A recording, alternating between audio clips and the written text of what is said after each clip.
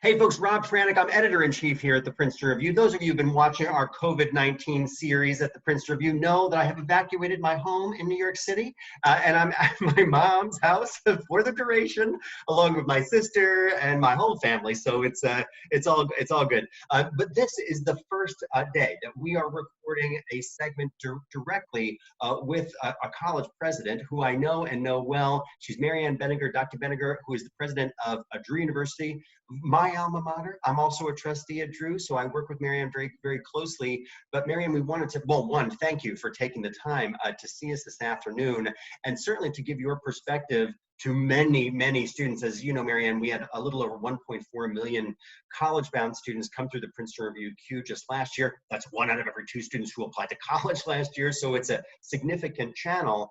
And we want to make sure many of those students have come to us with lots and lots of questions, which we've been answering on the daily with real-time information as tests change and admission events change.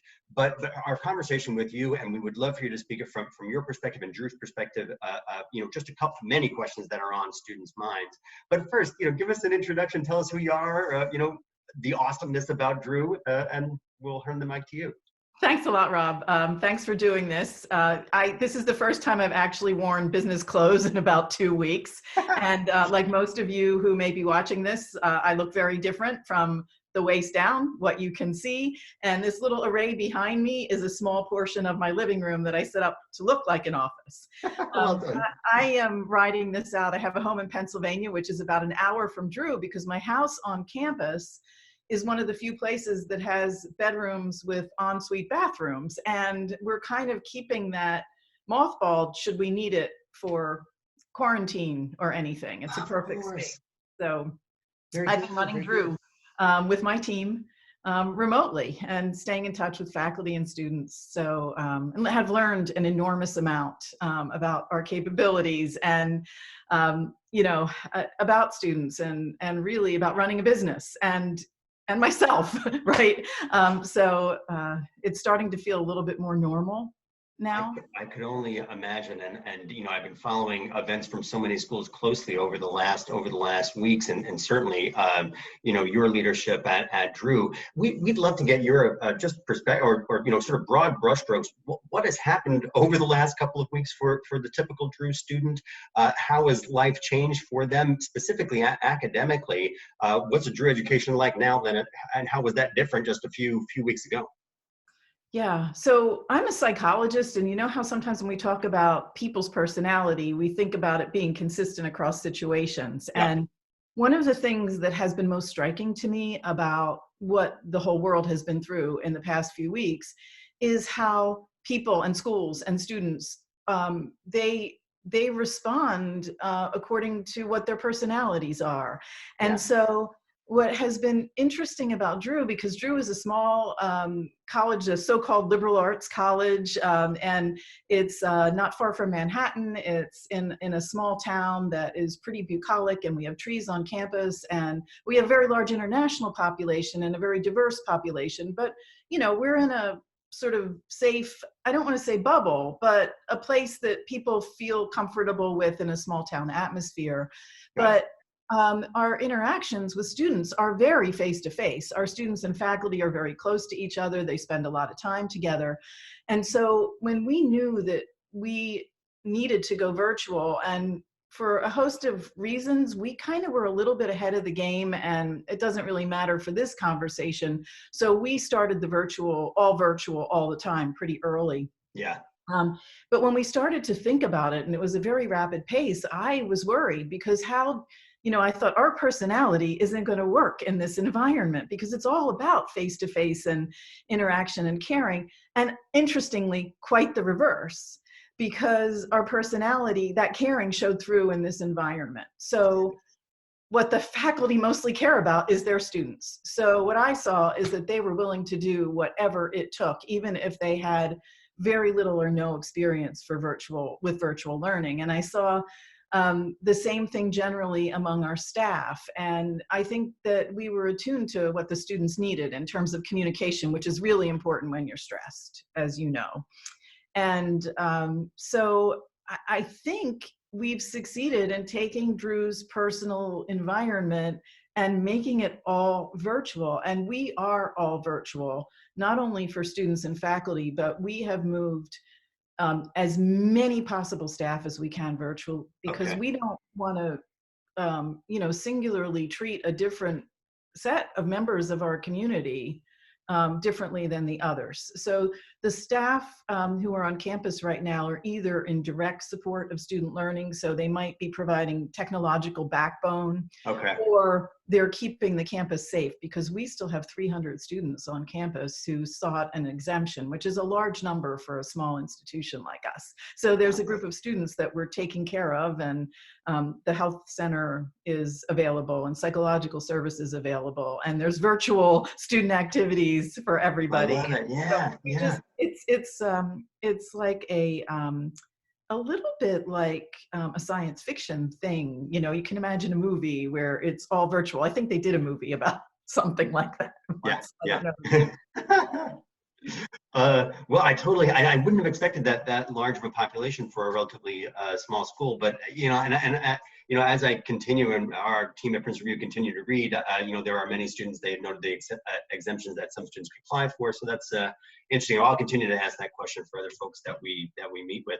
And it's international students who either can't get home or who want to continue their studies and are concerned that if they leave, they might not easily be able to come back. That's part of it. It's totally here. And actually it was one of the questions we wanted to ask. I mean, Drew has a significant international population in addition to your Into program, which we'd love for you to explain a little bit about, but then students that want to study abroad from Drew and then come in as an international student. I would love to find out what has happened, one, to those students that were studying abroad at Drew this spring semester, and then those students that have plans for the fall.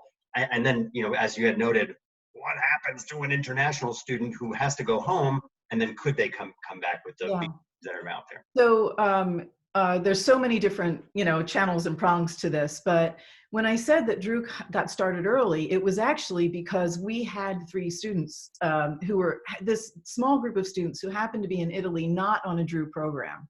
So as you know, the virus kind of started to hit Italy early in Europe. Yep. So in watching out for those students, through them, we heard about kind of what was going on the ground and what that provider was doing. And we used them as a microcosm. We decided, okay, we have to make decisions about this right now. So that day, when we started talking about these 3 students, which is a small proportion of the number of Drew students, that would be a very small proportion of the number of Drew students who would be abroad, we used that experience and then quickly develop systems to look at everyone who was abroad, where they were, not only students, but faculty and staff who had been traveling. And then, of course, Drew has a theological school in which are many Korean students, and Korea was one of the early countries. So we started to get these pings of activity, and as soon as we had them, we used what we learned in those situations to do broader-based systems and plans about how we would bring our students home. We were fortunate in that overall we did not have, because of the exact time of year it was, we did not have a lot of students abroad. We were preparing to send a lot abroad because it was the week before spring break. So we had to make a very tough decision before anyone was making this decision to cancel most of our spring break programs. We let one go to Belize, I think. So I think for many colleges, their decisions about study abroad and how they were able to handle it really was in this sort of sliding window of when was study abroad and could you stop them before you went. And we were lucky that way because our spring break was early and we paid attention because of these Italy students. So in the beginning, we looked a little weird, like, why are these people canceling things? In the end, it turned out to be the right thing to do. I hear you. For students that are planning to go to study internationally for the fall semester, is there any guidance for those students now? Yeah, so right now for the fall semester, we're doing our best to plan as we normally would. So our students are getting the same kinds of information and calls for participation, and for our programs that are, that have an entrance requirement, if you will, into them. They're determining whether they can fulfill those requirements. And our global education office is prefacing everything with, plan ahead in this environment, things are changing. But basically for our later programs, our programs that aren't happening this semester or early summer, we're continuing to plan with the caveat that we really don't know what's going to happen. And of course, it's going to depend on where in the country each individual program is. That makes sense. Yeah. And I think students are going to be heartened to know that, it's likely going to be planned as usual, but staying close, to your team and other international teams or study abroad offices on campus across the country. Which is the new normal. Now, Drew has a program we called Into, which is a bridge program. Students who are ready to do college courses in the United States, but for whom English isn't their first language, come to Drew, and it's a really unique and great program. Only, I think, 10 universities across the country have a partnership with Into. But so basically for 2 years, students get extra language support along with their regular college courses. Got it. And so those students, I would say we're much more concerned about the students who haven't gotten to Drew yet, as opposed to those who were already at Drew. And the same for our generally admitted international students. If they're already at Drew, we're hoping that they'll stay for the summer, and we'll try to make them as happy and comfortable as possible. It's more the students who haven't yet gotten here that we're concerned for: visas, cross-border travel, that kind of thing. And wait and see, like everywhere. Yeah, and that makes sense. And I think, I think students will take solace from that guidance. I appreciate it. MaryAnn, we had talked about this the other day, that Drew was one of the handful of schools at first that said, look, we're going to suspend classes through the end of the spring semester. And I think there was a wait and see strategy for a lot of schools saying, okay, spring break is going to end, and then we're going to revisit this in first week in April. But Drew and now many more schools are saying we're going to suspend through the end of the semester. So I applaud the decision, but we did want to find out what happens in classes at Drew. Do they now become PassFail? What happens for graduation in May, or commencement in May?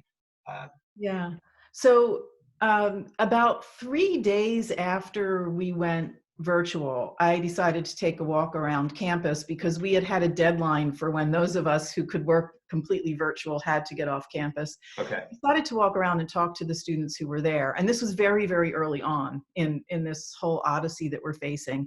And, I wanted to see, were they doing okay? Were they worried? Did they feel like they were getting what they needed? And the single question I was asked the most right then at that point is, can we go PassFail? And that hadn't even occurred to me at that point. And then sure enough, when I went back and talked with our provost, Deb Leibowitz, she said, oh yeah, we got that under control. And so what we did is we moved to the option for PassFail for our students. And then we have a pretty significant amount of advice for them about what are the situations under which they would want to choose PassFail. And that has to do with a host of things. And that deadline for that choice is quite late in the semester. So you have different learning styles, you have family disruption, you have the extra amount of time that it might take for you to study in a virtual environment. You may have to have changed the way you do your immersive experiences, because at Drew, our students are all required to do immersive experiences. So undergraduate research, civic engagement, study abroad, internships, and they have to do either one or two depending on how long they've been at Drew. And so they have to do these virtually too. And we're, making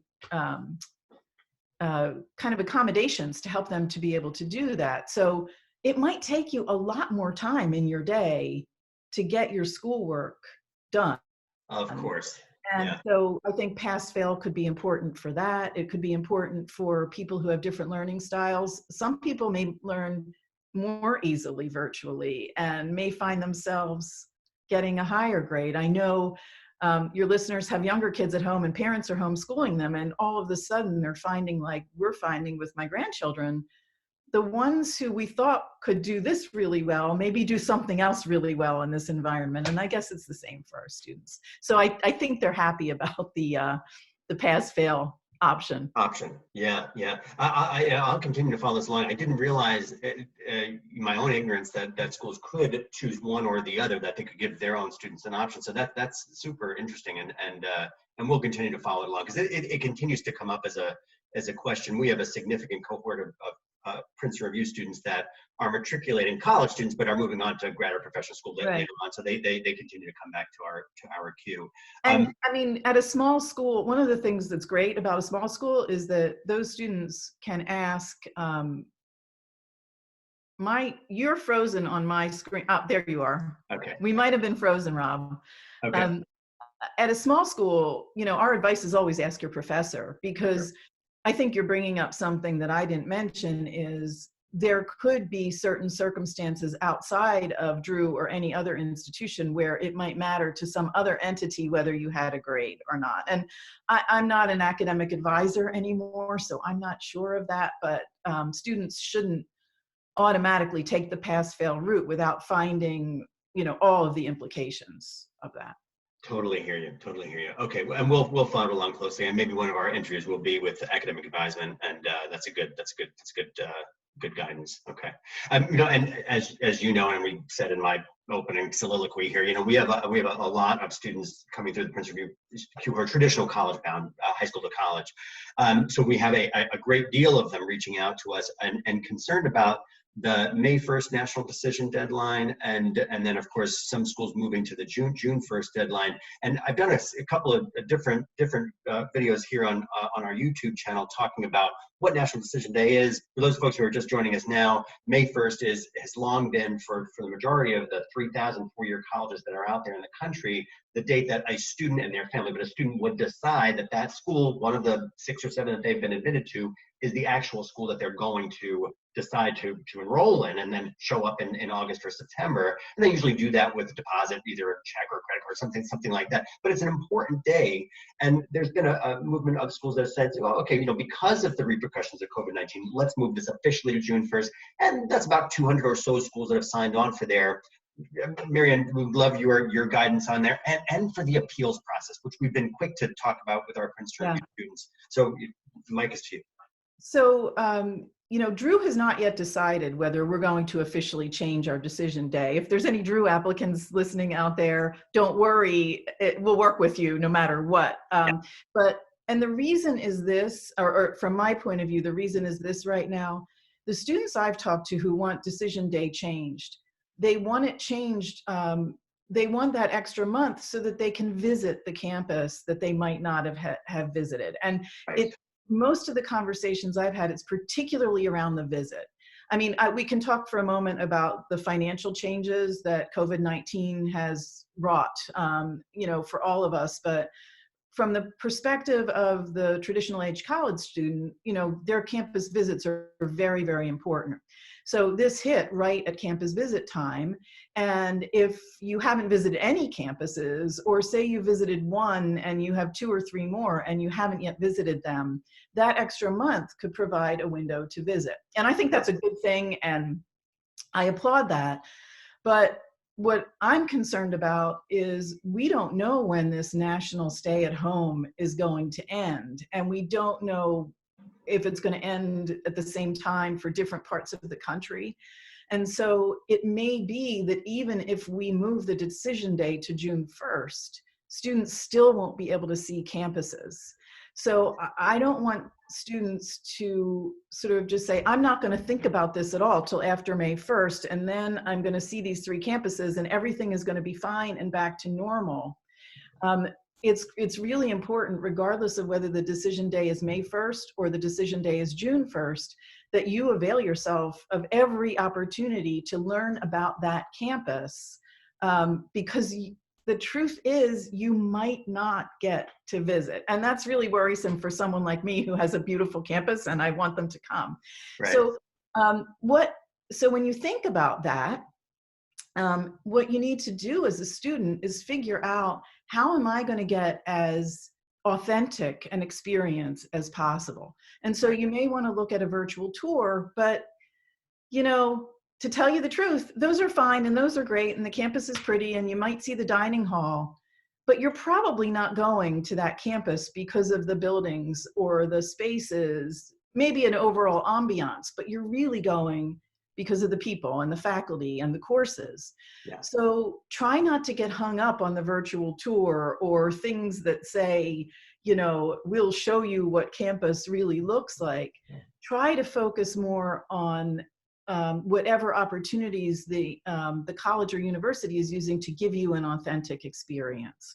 Yeah. So in general, you know, webinars versus videos where there's real students, real faculty, real alums, real you know, administrators, real presidents on in those chat rooms, in those spaces. So look and see what the institutions that you're considering going to have done that is not just adding, you know, webinars, but are they doing what they can to make sure that you get that real campus experience? It kind of goes back to what I said in the beginning. Personalities stay the same. And it may be, students, that you are actually going to learn more in this scenario than you might have learned under a regular scenario, because take Drew. Drew is all virtual right now. So before, where you couldn't necessarily have seen a class with our faculty member, we have a virologist at Drew who's done 2 lectures so far in the evening, and you can see it, and your parents can see it, and your grandma can see it.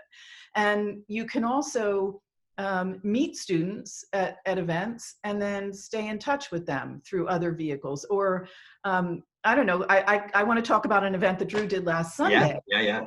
It was, we have an event called Inside the Forest, and it's when we bring accepted students to campus, and in hopes that, you know, they'll decide that Drew is right for them, and by May 1st or June, decide that they'll come to Drew.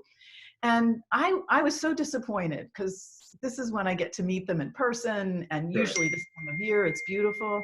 And so we're on there, and we had all the same people, and we did it Zoom, just like we're doing right now.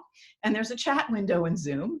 And you know, the student admission tour guides are talking, and, you know, and they're being asked questions. And then all of a sudden on the chat bar, the prospective students, they were asking many more questions. And when I mean many more, I mean like dozens and dozens and dozens more. When they're on campus and they're in an auditorium and they're sitting next to their parents, they don't necessarily ask those questions. And then they started setting up, you know, group chats in other spaces where they could, so they were meeting friends in the way that, and communicating in the way that they communicate. And traditional campus visits don't necessarily promote that. So, and I think that for parents, you can also learn what more could help you understand whether your student is going to be safe and cared for than how the institutions that you're thinking of handled this situation. You know, how much time did they give their students to move out when they had to move out? How are they staying in communication? What does everybody now has a coronavirus website? Well, on there, you can find all the frequently asked questions that the current students are asking. You can find the way administrators respond. So you can get in and see what's happening in real time in a situation where students have to really be cared for.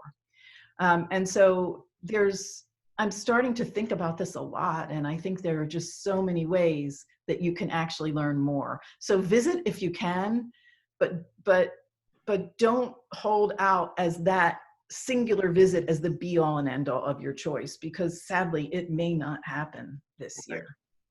Right, and I totally underscore what you're saying, and I'm loving your guidance here. You know, we have heard more and more students say, "How can I make this decision?"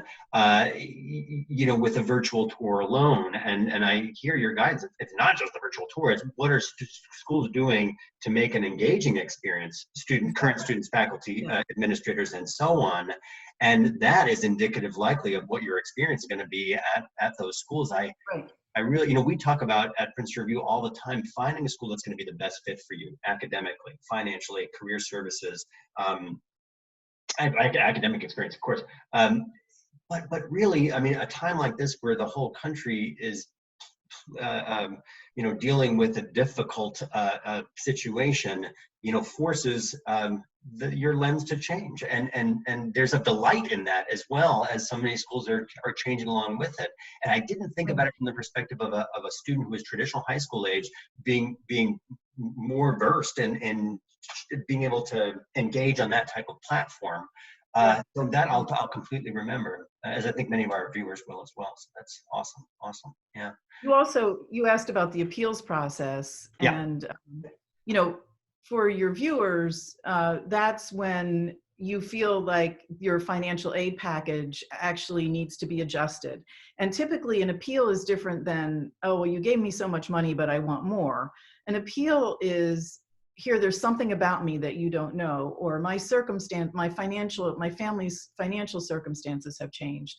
And so appeals tend to start shortly after students have their financial aid awards, because they understand how much it is going to cost, and they generally persist, you know, through the beginning of the fall semester, because in normal times circumstances change.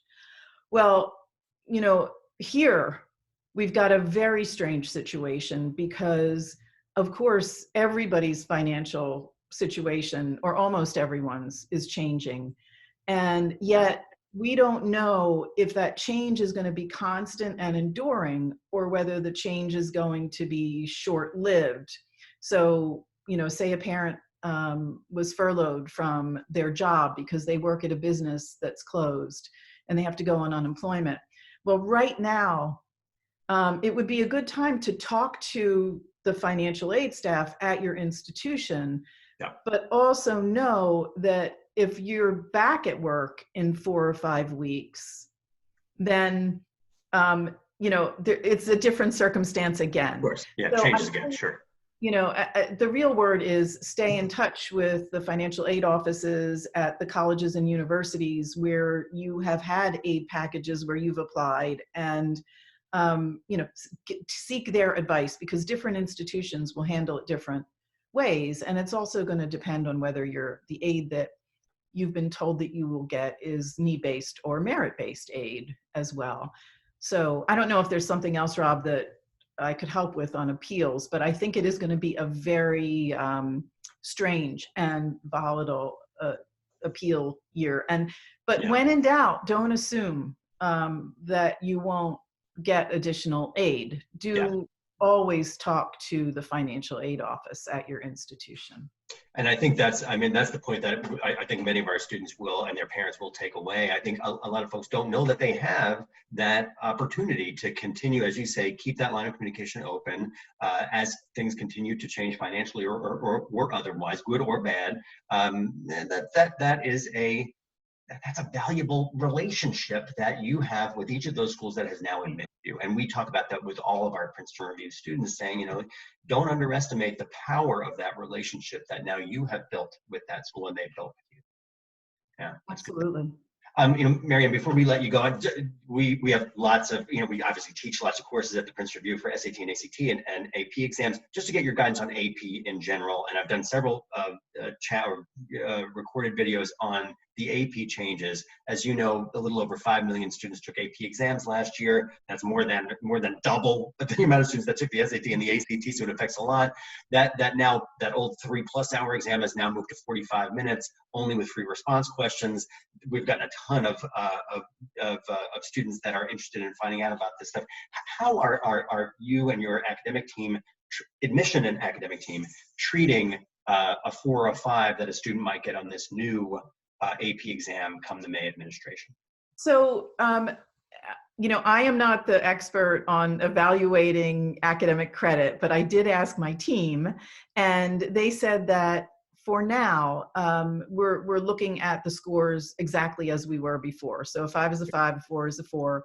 I am a statistician as a psychologist, and I think that makes sense, right? Yeah. Because everybody is going to be affected the same way. So, you know, I don't, so I don't know. I think right now, everything is changing almost on a daily basis. So I don't want to say what Drew is doing right now is necessarily a, harbinger for what other institutions are doing. I think we're all waiting and watching each other, but I believe we're just sticking to the evaluating the scores the way that we normally do. Okay. Yeah, and that I think trues up with what with the guidance that College Board has been giving out, to say they've been in contact with a lot of colleges and universities, and that the majority are saying that yes, they will treat the exam scores the same way. Now, of course, this is a little wait and see as College Board is giving more and more guidance about those exams. The next big announcement will happen before April 3rd, so we're waiting on our side. For SAT and ACT, now I know that Drew is a test optional school, but just your general guidance and of course your experience at Drew, I'm assuming there are Drew students that still submit their SAT and ACT scores even though you're test optional. Right. But we have so many students at Prince of View who are nervous about, since the March, April, and May administrations of both the SAT and the ACT have now all been canceled and moved over to the June administration for both exams. Just what guidance, solace, hopefully, would you give a student? So I can talk a little bit about what I'm seeing in the market and what I'm hearing. So, I have friends who are parents whose kids don't go to Drew or are beginning to go, or are beginning to evaluate their offers of admission, or they're thinking about which schools they're going to apply to, so they're juniors. And the single question that I get asked sort of on the street is, oh my God, what about the SAT? And I would say, unless you were really struggling with your grades and you were counting on this as being, rounding out, making clear your true abilities, mm-hmm. I almost wouldn't worry about it at all, with the exception, and I know that's hard because it's like something that you've been thinking about for years and years and years. Sure. With the exception of, some very particular schools, those that aren't already test optional, they're dropping like flies and they're going test optional for this reason. So I think, don't assume that institutions that you were interested in 6 months ago or a year ago that weren't test optional are not test optional as of yesterday. Mm-hmm. And I also think that some schools, and this used to be true of Drew and is not true of Drew now, used to require the ACT or the SAT for consideration for our most top line merit scholarships. Drew changed that policy for most of our scholarships, but that's something you should look at. So if you think that you're a candidate for a merit scholarship and you believe that your merit scholarship depends on those scores, then do talk to the admission counselors at your target institutions and find out. But in general, just for admission, I just don't, and even for waitlist, I just don't think this year that is really at people's top of mind at the institutional level. They're thinking about making this process as smooth and painless as possible. So especially smaller institutions where they have the luxury of making decisions on a pretty rapid basis in terms of how they're going to help their students, are going to do anything they can to accommodate students based on the information that they already have available to them or they can get without those scores coming in a timely manner. I think that's going to give, well, one solace and you know, to many of our students. And again, we talk about this so often at Princeton Review. In addition to finding your fit, that college admission is a human process. It has quantitative metrics, obviously, but it is a human process, right? And all of the things that you're hitting on today, and I think so. It's going to be such delightful news to students and their parents, and of course counselors who know that it exists. But now you're hearing it from another third party that, you know, schools are there for you and are going to, they're getting as creative as test companies are with testing, but you guys are getting the same amount of creativity in how you're handling those admitted students and just the students that are interested for years to come. Right. And Rob, if I could say one more thing that I know right now, a lot of people are thinking about. Or it seems, you know, we're starting to see some data. Some of it came from Art and Science, which you may have heard of. It's a group that studies student behavior, and I'm sure that Princeton Review has some really solid information on this, that students and families are thinking that they might want to stay closer to home when previously they were going to go far away. And most students actually do stay fairly close to home anyway. But I suspect we're going to have a greater number of students this year who are starting first year or who weren't planning to transfer, now want to stay closer to home, because at least they would know that certain things would be less disrupted in their lives. So if you have not applied to a college or university that's close to you that you think you're now interested in, and your application date, their nominal application date is passed, do not absolutely assume that they won't accept your application. Contact them. If you really feel like you want to be closer by, contact their admission office and say, hey, you know, I was thinking of going here, or I was thinking of going to this state, and all my acceptances are in this state, and now I think I want to stay home, closer to my parents, and I missed the application deadline. In many, many cases, they're going to welcome you with open arms, and certainly with transfer students as well. Got it. Oh, I love this advice and this guidance, and we were discussing something similar, that yes, the majority of students will stay within 180 miles, 3 hours driving distance from their parents' home. But you're right, this year, due to health and safety concerns and then financial concerns, they might be staying even closer than that. And to hear your guidance on reaching out to those schools that they might not have applied to yet, that their interest now may have changed. Sure. Makes good sense. Makes good sense. MaryAnn, this has been such a pleasure. Thank you for taking the time for our, you know, Princeton Review community, and I so appreciate your leadership, and thank you so much for this wonderful guidance. I always love talking with you, Rob. Thank you for having me. Thanks, Mary. Have a good, be safe and healthy, and you know, happiness to all Drew students and enrollees, new enrollees. Talk to you soon. Okay. Thank you. Bye.